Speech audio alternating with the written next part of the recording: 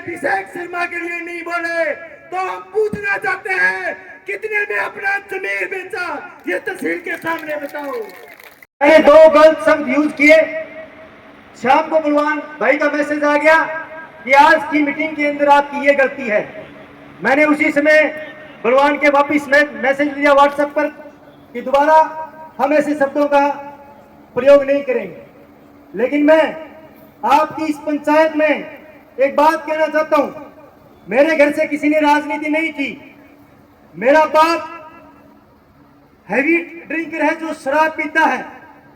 मेरी माँ जिसने सब कुछ त्याग करके मुझे पढ़ाने का काम किया, इसी मौके के विधायक के बेटे ने मेरी माँ की कोख को गाली देने का काम किया था।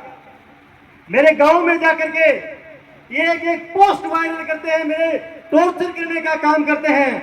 मैं आपकी चौक में ये बात कह रहा हूं कि मैंने नशे की तकलीफ को देखा है, इसलिए आप जैसी हुकूमतों को ललकारने के लिए बाधा तहसील के अंदर खड़ा हुआ हूं।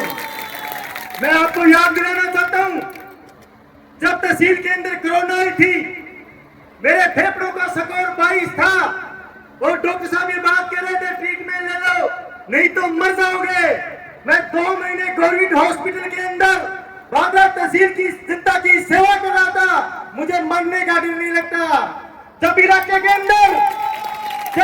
अंदर टिड्डी आई थी, कॉमरेड बलवान पूनिया ने खुद पर्सनल पैसों से लैंडा खरीद करके मुझे दी थी। और जब तक टिड्डी इलाके के किसान के अंदर रही थी, तब तक ये लैंडा मैन रात की 2 बजे तक आपके बीच में खड़ा रहा था। तो ये बलवान पूनिया कैसे सहन कर सकता है कि जो राजनीतिक सत्ता के अंदर बैठे लोग आज हमारे भाईचारे को खाने का काम कर रहे हैं। आज उस लाल जो एक माँ का इकलौता बेटा था, उसको ये लोग लील गए, उसकी हत्यारों को नहीं पकड़वा सके, तो कैसे मैं घर बैठ सकता हूँ। इसलिए मुझे गुस्सा आता है कि जब एक दिन बलवान पूनिया के राज में पानी कम हो जाता था, तब यहाँ पे लोग लिखते थे कि पानी आपने हरियाणा को बेच दिया, पता कितने पैसे लिए हैं। मैं पूछता हूँ आपकी गद्दी के अंदर 7-7 दिन मेरे नहीं चलती, आप कितने में बिके हो, आपने कितनों के अंदर पानी बेचा है? यह सवाल करने का हमारा हक है। पूरे इलाके के अंदर पीने का पानी नहीं, पूरे इलाके के अंदर नहरों के अंदर पानी नहीं, कहीं पर भी नया काम नहीं चल रहा। उसके लिए कौन बोलेगा? दर्द मैं बताता हूं आपको किस बात का है। दर्द इस बात का है कि तहसील के आम आदमी को जो अपने खेत के अंदर जाता है, जो काम करता है मजदूरी का, उसको ये बलवान पूनिया ने हक दिया कि वो रात को 2 बजे फोन कर ले, चाहे बलवान पूनिया की रसोई में जाकर के खाना खा ले, लेकिन उसको ये एहसास नहीं होने दिया कि बलवान पूनिया एमएलए है और तू सीधा आदमी है। हमने राजशाही को ललकारा है, हमने एक आदमी को यह बात समझाई है कि हम लोग नॉर्मल घरों से निकले हुए लोग हैं।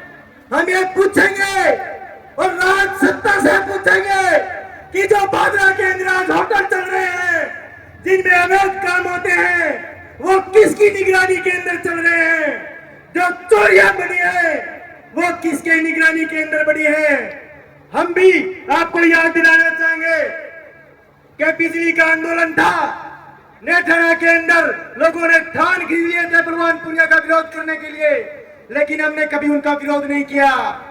आज वही लोग अभिषेक के मर्डर को 6 महीने होने के बाद भी राज सत्ता से सवाल पूछने की हिम्मत नहीं कर पा रहे।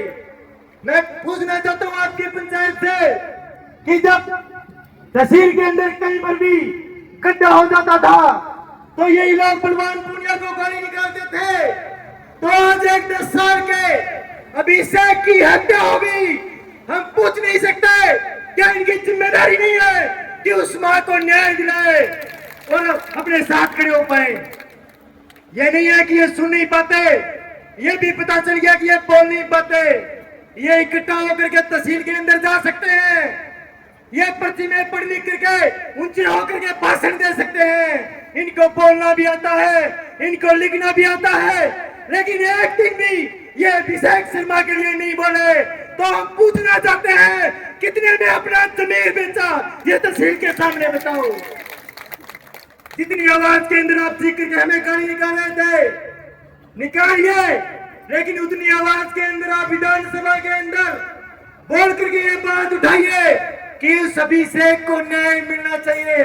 हम आपकी सैल्यूट करेंगे, हम आपको सलाम करेंगे। लेकिन जो लोग न्याय मांगे, जो लोग बाजार तहसील के लिए हक के लिए खड़े हो,